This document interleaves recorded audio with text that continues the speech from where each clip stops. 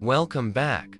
If your Lightbringer is still farming like it's 2024, we need to talk. Because players right now are making 23 million raw Zeni a day. No loot included. Yeah, the game's been hiding money from you. And no, this isn't some whale-only setup. You don't need insane gear. Just the right build. So today, I'll show you the updated Lightbringer setup for 2026, and how to actually farm efficiently. Alright, let's fix your build. Before we flex gear, let's talk about why your arm cannon feels like it's on cooldown for emotional reasons.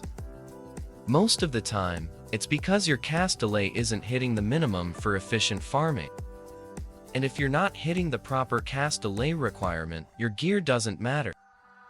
So here's your target. You want your cast delay at 0.33 seconds or lower. That's the sweet spot. According to the community, going lower than that doesn't really improve your results. So don't stress about pushing it lower. Let's talk about the updated gear that actually get you there. First, we have the offhand Sense of Living. This gives 18% cast delay reduction, which is honestly a big chunk toward fixing your cast delay. Next up is your Phantom equipment setup. Specifically, a +15 Arcane Codex, which gives you a total of 8% cast delay reduction. Then we have a Tier 7 7th Sense accessory, giving 5% cast delay reduction. It's part of the smaller stacking pieces that help you consistently hit that 0.33 second target. Another big source of cast delay reduction is 6 times original wool salad. Yes, you have to eat it. It gives 15% cast delay reduction, so don't skip your vegetables if you want faster arm cannon. And finally, the reason this build works so well is the map itself. Soul Hunting Grounds provides a 25% cast delay reduction. And that's what lets this entire setup reach its full efficiency. So when you add everything up, you're sitting at around 71% cast delay reduction. So when everything is active, you're at around 0.29 seconds cast delay. Going lower than that won't really change your results. But at least now, your arm cannon feels illegal. Now, let's talk about the next thing holding your farming back. Your movement speed. For movement speed, try to get as close as possible to the cap, which is 330. Because the faster you move, the faster you make money.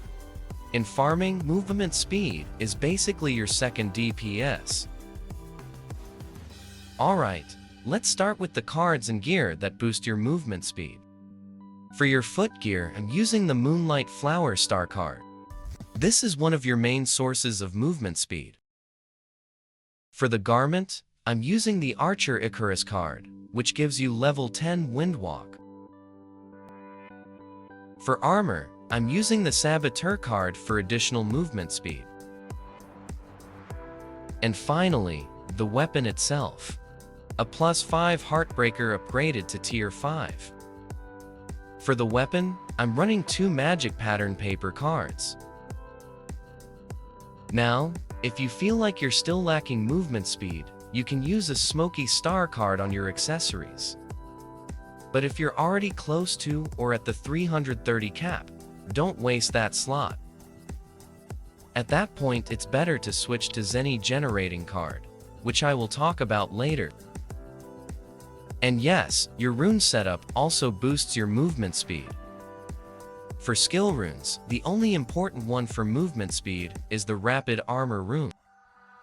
Aim for a high first line stat, as it can give up to a 25% movement speed bonus, which is a big boost toward your 330 cap.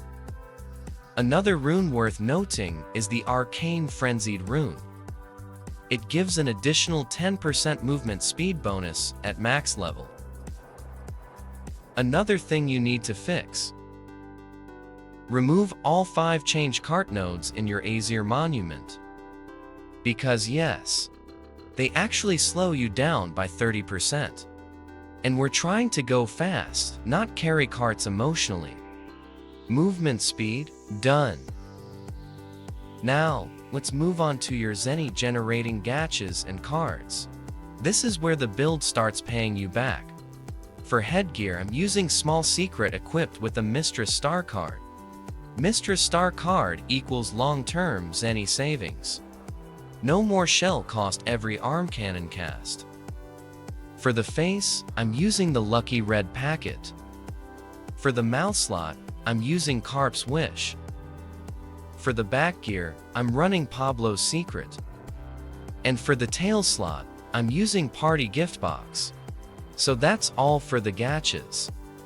For both accessories, I'm using Mimic cards. But if you're still lacking movement speed or far from the 330 cap, you can replace these with movement speed cards like the Smoky card I mentioned earlier. And lastly, don't forget to use the pet golden sand nano fish. Make sure its like fish skill is at level 10, since it also gives extra Zeni. And that covers all the Zeni generating items in this setup. And for the last part, let's do a quick overview of the skill setup. For skill point allocation, you can just copy the setup if you're lazy. This works well for my farming setup.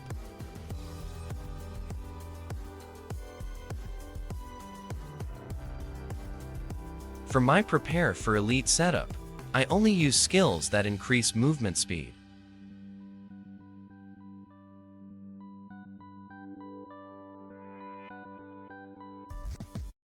Tip: you can still slot in damage bonus modifiers for prepare for elite if you're not yet one-hitting mobs. For my auto attack skill setup, I only use arm cannon and prepare for elite for maximum efficiency. And that's the full Lightbringer farming guide for 2026. Set this up properly, and you'll be hitting around 23 million raw Zeni per day at 720 combat time. If this helped you, make sure to like, subscribe, and let me know in the comments how much you're earning. I'll see you in the next one.